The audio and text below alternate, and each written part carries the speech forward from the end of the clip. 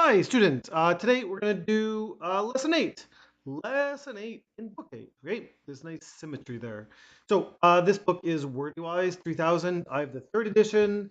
Maybe you have the third or the fourth edition, but they're all the same words. Okay, so this video can help with any edition you have, even if you have older ones, second edition, and all that. So lesson 8. First, we're going to look at the vocabulary and how to pronounce it, and then we're going to discuss how to use them, okay? To help you with that, down in the description box, I'm going to put a link to this. These are just some extra sentences. They go over a few things that the book does not, okay? So you can get this, and I even included some nice pictures, okay? So let's get started. Number 1 is adept. Adept. The next word is audible. Audible. Move my fingers. Audible. Hey, azure. Azure. It's kind of a weird sound. Yep, the Z has a weird sound. Or Z. Hey, azure. Banter. Banter. Capacious. Capacious. Copious. Copious. Crucial. Crucial. A lot of adjectives, okay? Decelerate. Decelerate. Deploy. Deploy. Facilitate. Facilitate.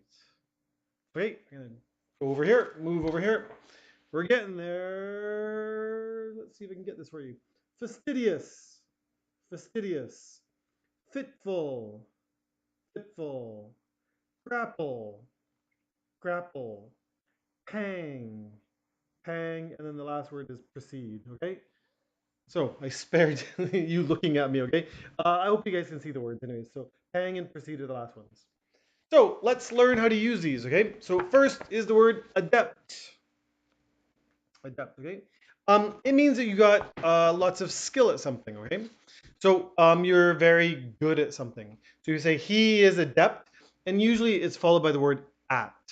At, okay? So on the bonus sentences that I have here for you, I have hackers are highly adept at getting into computers. Da, da, da, da, da. Okay, you can read this.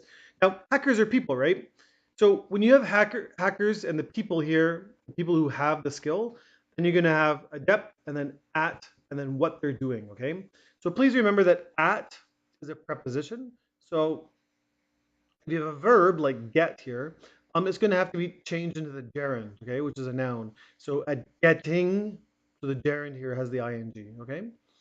So hackers are highly adept at getting. Now, this is fine, but sometimes we don't put the human in front of the word adept, okay? So in here, and the example they have in the book, they have not a human in front. So here, the new computer virus reveals or shows how adept hackers are at. So here, you've got something showing something, okay? And then you put the people here with a to be verb, and then you have the at, okay? So the new computer virus reveals how adept hackers are at getting into our computers, okay? This is a little bit of a harder sentence pattern, okay? But I'd like you to know both of these, okay? Adept is a pretty good word, so you should learn how to use it in both ways, okay? With the humans before the word adept and the humans between adept and at, okay? Same thing though, I mean, after the word at, it's still gonna have the gerund getting, okay? Okay, and down here I put adeptly and adeptness, okay? So these are probably a little bit less common, but, oh no, I'd say adeptly and adept are pretty much the same, okay? Adeptness is not as common, but you can learn it. It carries the same meaning, so you might as well learn the noun, okay? Good. Next word is audible. Audible. Hopefully my voice is audible. Usually my voice is on these videos is too audible, and the microphone um, gets bad because I'm too loud. Okay, so it's not usually my problem where something is not audible enough. Now, audible means that it's able to be heard. Okay, so if I tap on the table, I'm not sure if it's audible, but you can tell me in the comment box. So audible just means you're able to hear something. If you can't, we say it's inaudible.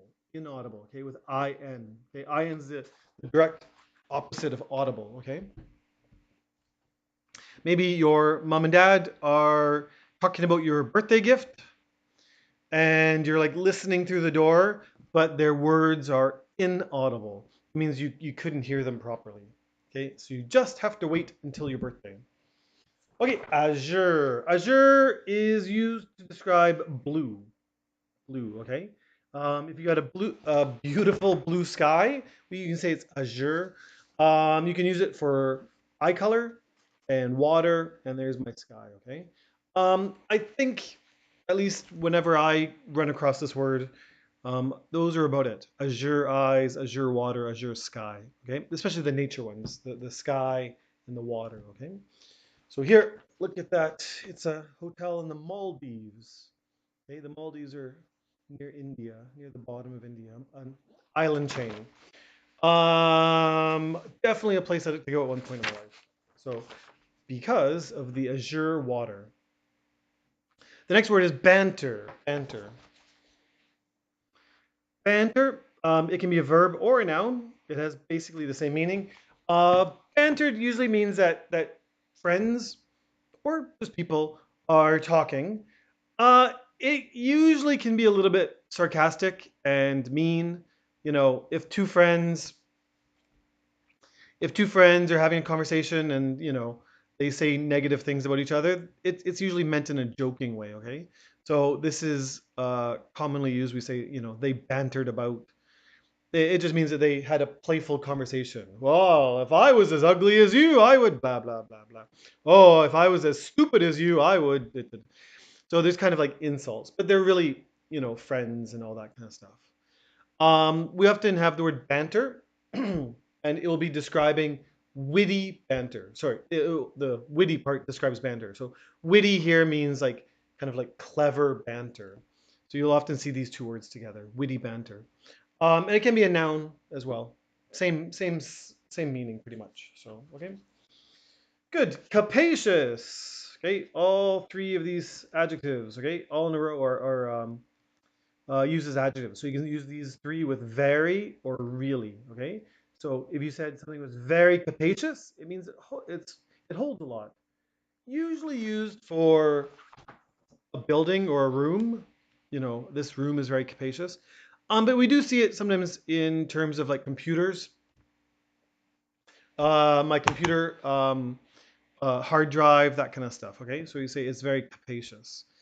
It just means that it can hold a lot. Hold a lot. There's a very similar word, spacious, which means it has a lot of space. Okay, so spacious and capacious. Okay. By the way, capacious shares a root if you know the word capacity. Okay, so something that is capacious has a high capacity. So you might want to look up capacity as well, okay? Make sure you can kind of see the connection between those words. Copious. Okay? Copious just means that there's usually a lot of something. It's typically found with the word amount. Okay? A copious amount of something. Okay? A copious amount of something and copious amounts of something. Okay, so there'll be a noun after the of. Yeah, so I mean, you can say like in teacher Daryl's class, the students took a copious amount of notes. Writing. He may be writing for an hour or two. So this is a copious amount of notes, or they used a copious amount of paper. It just means lots and lots. Okay. Yeah, definitely. You'll find it again and again and again with the word amount. Okay. So if you're one of my students, you should know the word collocation. So this is a collocation that you'll find, like copious and amount, really close together. Okay. Words stuck together. Crucial. Crucial means like vital or integral or just very, very important, right? Extremely important. So good health is crucial to happiness, okay? If you're sick, it's really hard to be happy, okay? So we'll say good health is crucial for happiness. Decelerate. Decelerate is the opposite of accelerate, okay? So when your car leaves the intersection, it will accelerate. But when there's a red light over here, your car has to slow down. It's decelerating. Decelerating, okay?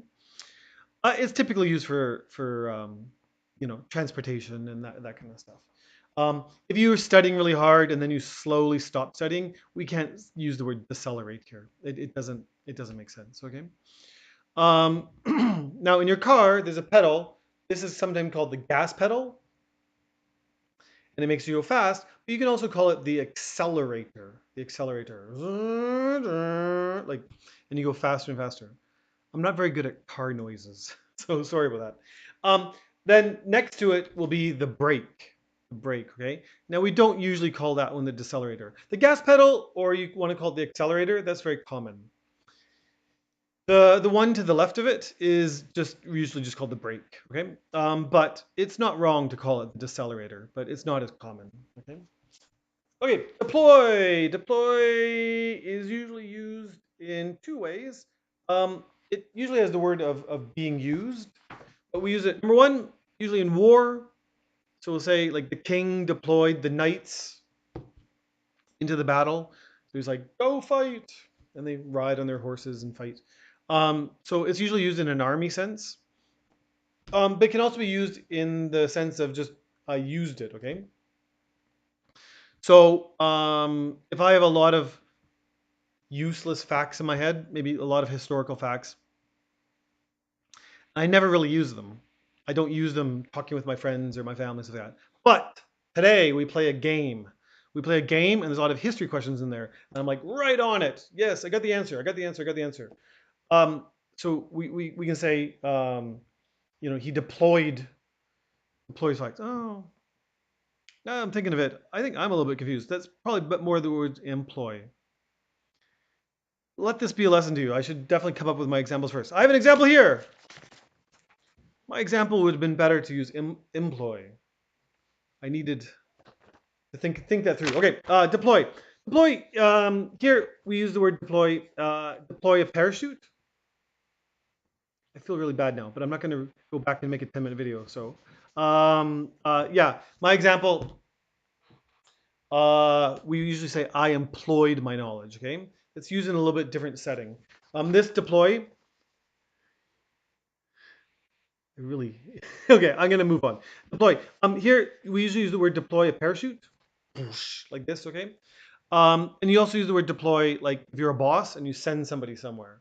So he deployed his workers to go fix the problem. It means to send them and use them over there. Okay. Forgive me.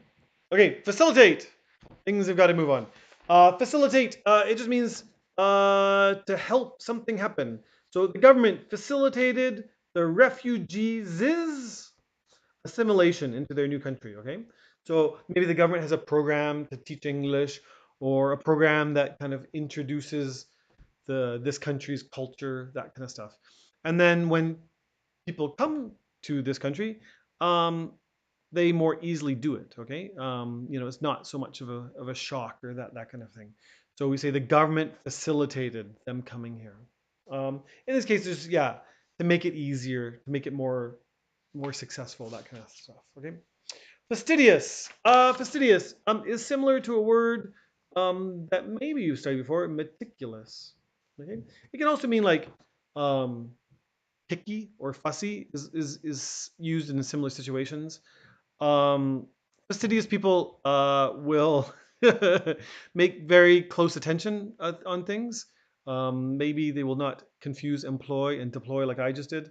But fastidious people will watch everything. Okay, they're very very careful. If they're counting money, they want to know the money down to the smallest amount. Okay, the penny or something like that.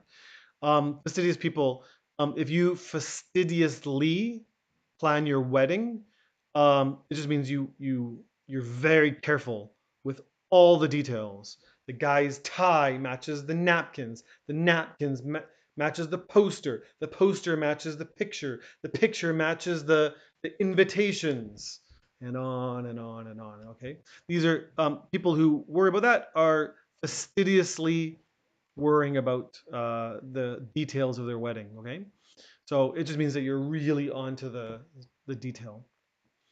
And fastidious can also mean like I said, picky and stuff like that. So a fastidious eater is someone who's hard to make happy.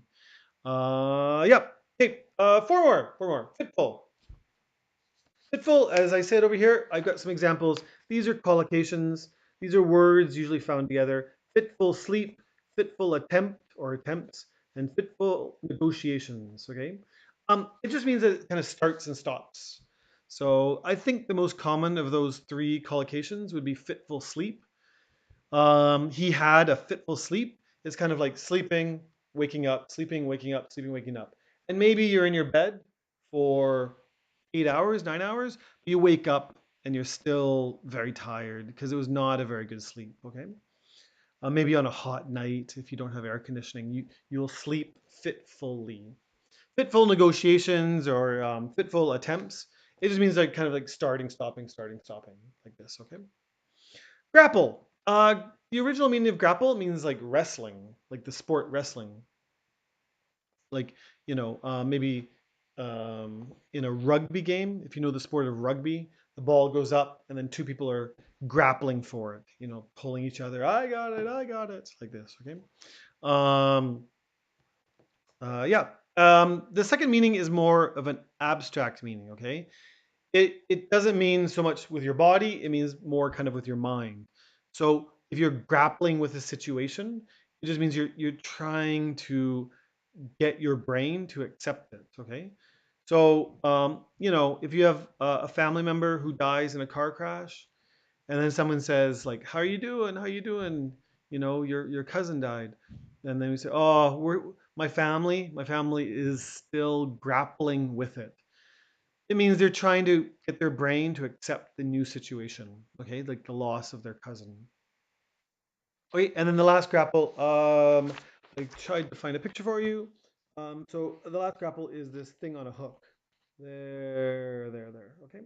So they're getting this fish in. There's people on this boat, and they've got this grapple.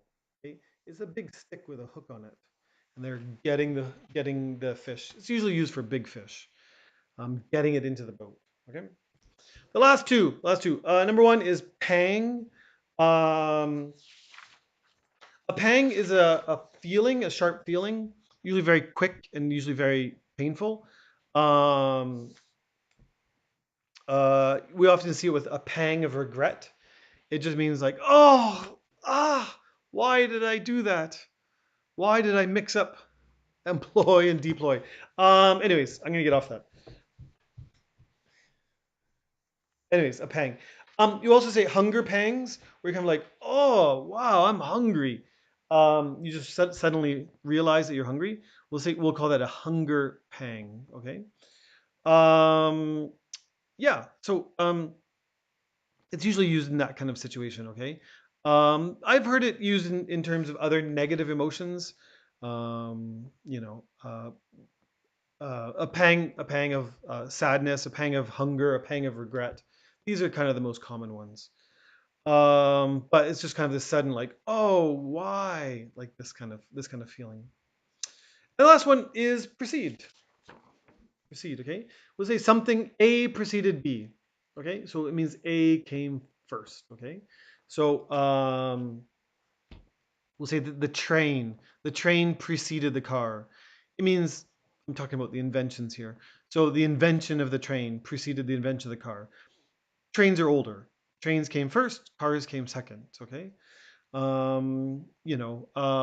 Black and white movies preceded color movies. So black and white movies were first. Okay. Yeah. Now, it's a little bit hard, but the actual opposite of precede is succeed. Okay.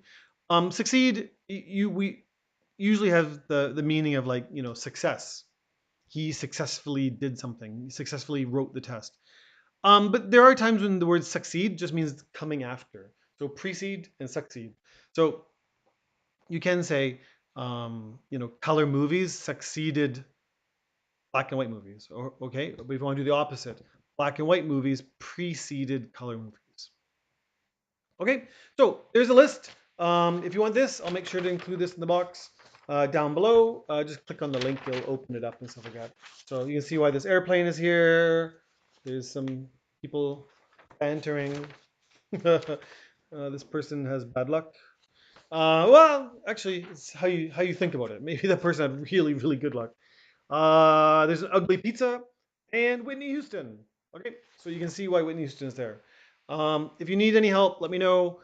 If you are studying with me, get ready for the test, okay? And lesson 8 is a good time to review, okay? Obviously, there's going to be after lesson 10, there's going to be a review of chapter 6, 7, 8, 9, 10.